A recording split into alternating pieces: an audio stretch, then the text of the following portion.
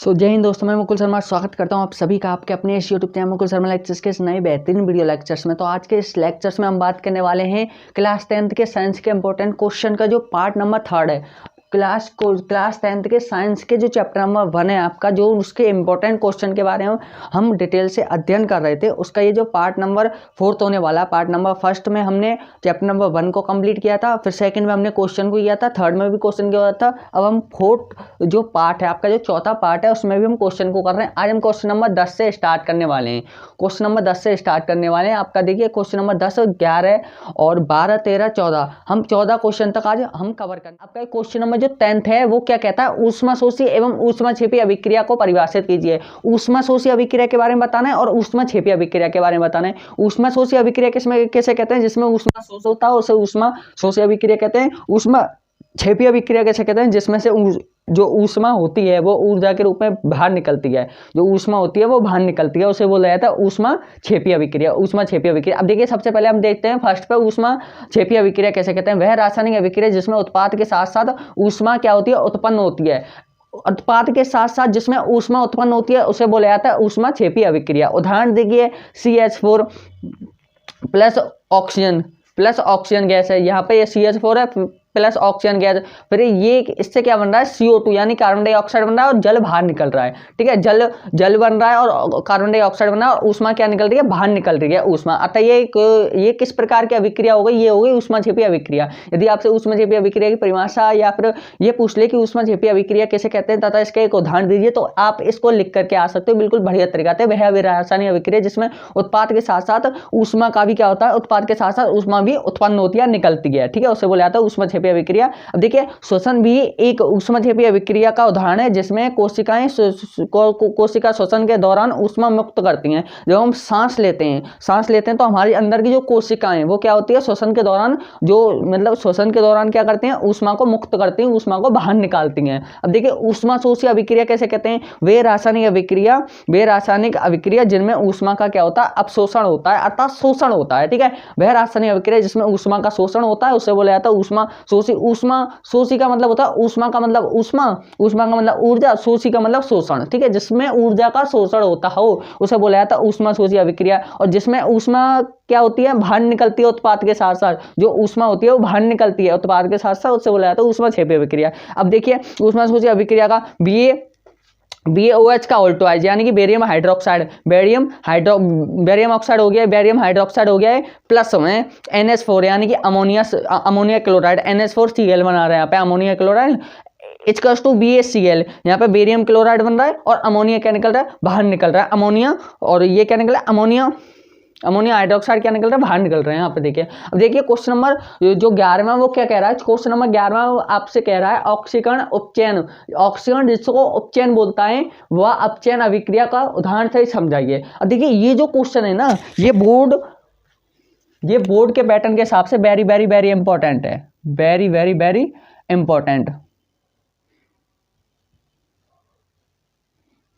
ये क्या very very very important question है। अब देखिए क्वेश्चन जो होगा, जो एग्जामिनर क्वेश्चन बनाएगा वो किस फॉर्मेट में बनाएगा, या तो इस प्रकार से पूछेगा ऑक्सीकरण जिसको हम उपचयन बोलते हैं वह अपचयन अभिक्रिया का एक उदाहरण से ही समझाइए, या फिर इस प्रकार से देगा वो कि रेडॉक्स अभिक्रिया कैसे कहते हैं तथा इसका उदाहरण से ही समझाइए। रेडॉक्स अभिक्रिया कैसे कहते हैं, इसे उदाहरण से ही समझाइए। रेडॉक्स अभिक्रिया उसे कहते हैं जिसमें उपचयन एवं अपचयन दोनों एक साथ होते हैं, जिसमें उपचयन एवं उपचयन एक साथ होते हैं। अब देखिए ऑक्सीकरण अभिक्रिया यानी उपचयन के बारे में बात करते हैं हम। सबसे पहले ऑक्सीकरण उपचयन के बारे में हम बात करते हैं। अब देखिए इसमें क्या होता है, ऊष्मा की वृद्धि होती है और हाइड्रोजन की कमी होती है। ऑक्सीकरण का मतलब जिसमें ऑक्सीजन का क्या होता है, जुड़ना, ऑक्सीजन का क्या होता है, जुड़ना। इसको हमने सिंपल फॉर्मेट में इस फॉर्मूले के मदद से हम इसे समझेंगे। देखिए ये मैंने फॉर्मूला बनाया, इस फॉर्मूले की मदद से समझेंगे। उपचयन का मतलब है जिसमें ऑक्सीजन का जुड़ना होता है, हाइड्रोजन का निकलना होता है। और ऑक्सीजन किस में आती है, अधातु में, अर्थात इसमें अधातु भी जुड़ेंगी और इलेक्ट्रॉन का निकलना। ठीक है, अधातु किसे कहते हैं, जिसमें इलेक्ट्रॉन का निष्कासन होता हो उसे बोलते हैं अधातु। जब अधातु जुड़ रहा है इसमें तो इलेक्ट्रॉन तो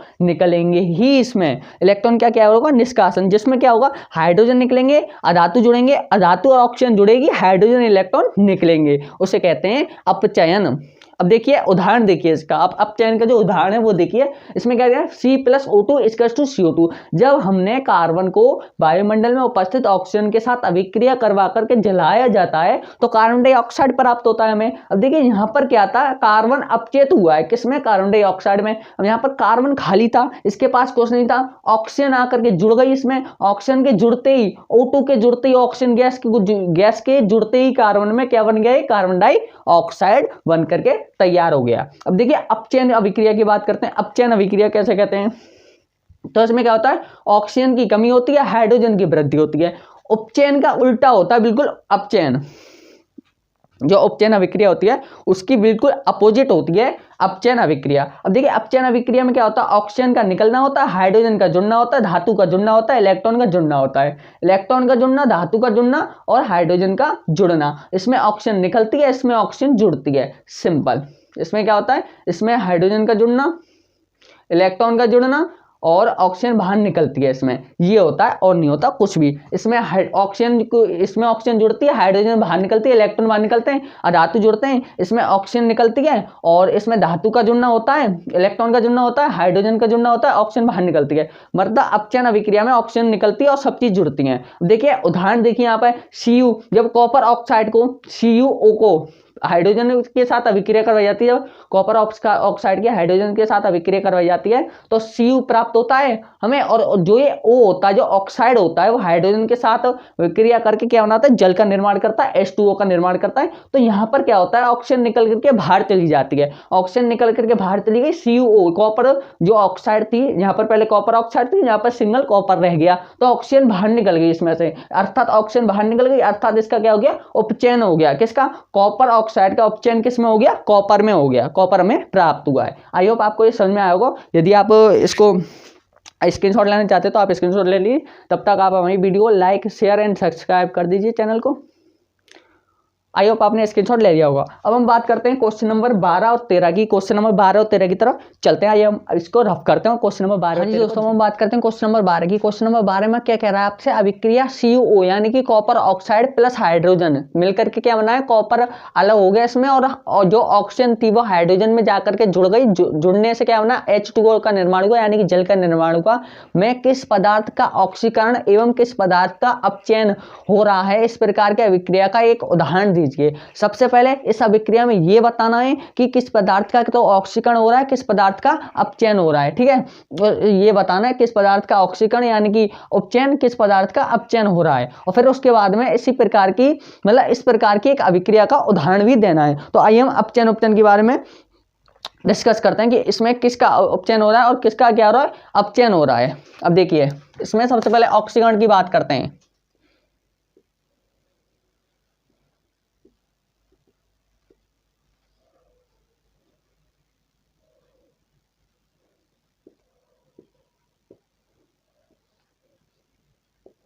देखिए ऑक्सीकरण कैसे कहते हैं, जिसमें ऑक्सीजन क्या क्या होता है, जुड़ना, ऑक्सीजन का जुड़ना, हाइड्रोजन का निकलना। जिसमें क्या होता है, ऑक्सीजन का जुड़ना, हाइड्रोजन का निकलना। अब देखिए यहाँ पर ऑक्सीजन किसके साथ जुड़ गया है, यहाँ पर ऑक्सीजन किसके साथ जुड़ गया है, हाइड्रोजन के साथ।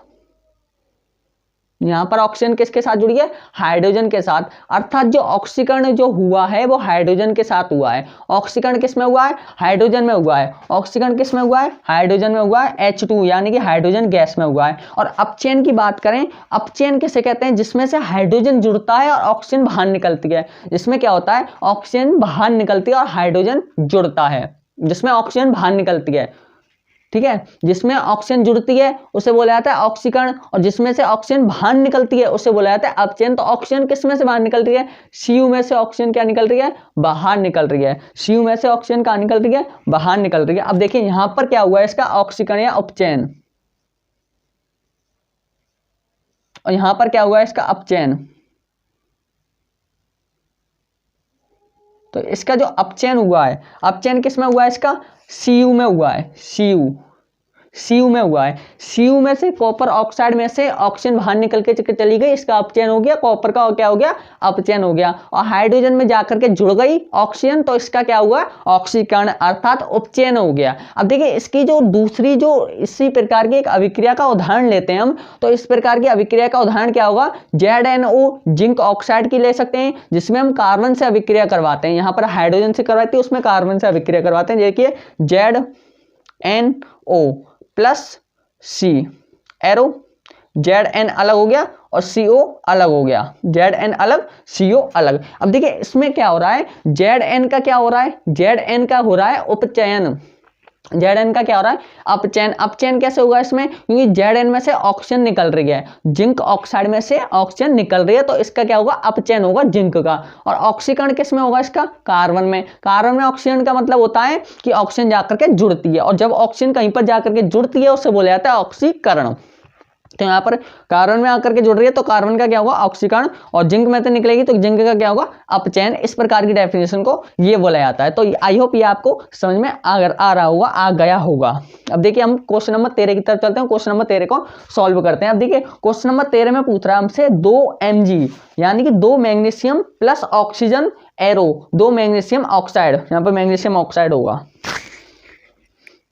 मैग्नीशियम ऑक्साइड होगा यहाँ पर। अब देखिए कि जब वायु में उपस्थित मैग्नीशियम के तार को वायु में उपस्थित अभिक्रिया कर जलाया जाता है तो मैग्नीशियम ऑक्साइड का निर्माण होता है, इसका मतलब ये है। अब देखिए किस प्रकार की अभिक्रिया का उदाहरण है ये, देखिए सबसे पहले हम देखते हैं आगे कितने पदार्थ हैं, 2 पदार्थ, अभिकारक में कितने, 2 पदार्थ, और उत्पाद साइड में कितना बन रहा है, 1 बन रहा है। तो इसे हम A+B समीकरण का नाम देते हैं। ये इसमें क्या है, तत्व क्या है, A, ठीक है, ये तत्व मान लो A, ये वाला जो तत्व है वो मान लो A प्लस B एरो, किसका निर्माण हो रहा है, C का निर्माण हो रहा है। यानी कि जिसमें 2 पदार्थ मिलकर के कोई तीसरे पदार्थ का क्या करते हो, निर्माण करते हो। जिसमें 2 या 2 से अधिक पदार्थ मिलकर के या फिर 2 या 2 से अधिक उत्पाद, जो उत्पाद हैं, जो अभिकारक हैं, 2 या 2 से अधिक अभिकारक मिलकर के नए पदार्थ का निर्माण करते हैं या एक नए उत्पाद का निर्माण करते हैं, उसे बोला जाता है संयोजन अभिक्रिया। उसे क्या बोला जाता है, संयोजन अभिक्रिया, जिसमें 2 तत्व जुड़ करके एक नए तत्व का निर्माण करते हैं। तो ये किस प्रकार की अभिक्रिया का उदाहरण है, इसे बोला जाता है संयोजन अभिक्रिया का उदाहरण। संयोजन अभिक्रिया का उदाहरण, ठीक है, ये हो गया। आई होप ये आपको क्लियर हो गया होगा। अब दोबारा मैं बता देता हूं, 2 Mg प्लस O2 = 2 MgO किस प्रकार की अभिक्रिया का उदाहरण है, जब 2 तत्व मिलकर के एक नए तत्व का निर्माण करते हैं तो उसे बोला जाता है संयोजन अभिक्रिया अर्थात कॉम्बिनेशन रिएक्शन अर्थात एडिशन रिएक्शन भी बोल सकते हैं इसको हम। अब बात करते हैं क्वेश्चन नंबर 14 की बात करते हैं। क्वेश्चन नंबर 14 क्या कह रहा है, रेडॉक्स अभिक्रिया कैसे कहते हैं। अब देखिए रेडॉक्स अभिक्रिया कैसे कहते हैं, सिंपल है, जो मैंने अभी चीज बताई थी। ये जो क्वेश्चन है ना, ये जो क्वेश्चन है ये वेरी मोस्ट क्वेश्चन है, most important, very very most important question, very very very most important question है। ये जो क्वेश्चन है ये very very very most important है, क्योंकि परीक्षा में या पेपर में हर बार हर साल ये क्वेश्चन पूछा जाता है। या तो उपचयन अपचयन पूछेगा या ऐसे पूछेगा। अब देखिए रेडॉक्स अभिक्रिया कैसे बोला जाता है। रेडॉक्स अभिक्रिया को देखिए, रेडॉक्स अभिक्रिया ऐसी अभिक्रिया है जिसमें उपचयन अपचयन दोनों एक साथ होते हैं।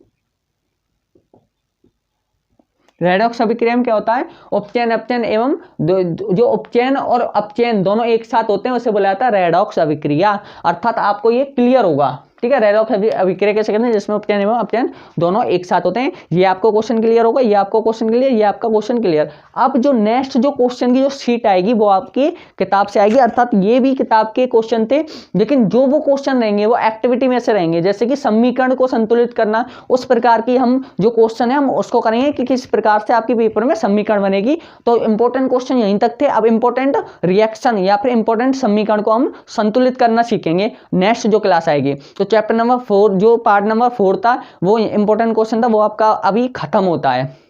फिर उसके बाद में हम पूरी जो केमिस्ट्री के जो इंपॉर्टेंट क्वेश्चन है उसको कवर करेंगे। एक बार ये केमिस्ट्री के सारे चैप्टरों के इंपॉर्टेंट क्वेश्चन कवर हो जाए, फिर उसके बाद में इकट्ठी मैराथन क्लासेस लेकर आएंगे।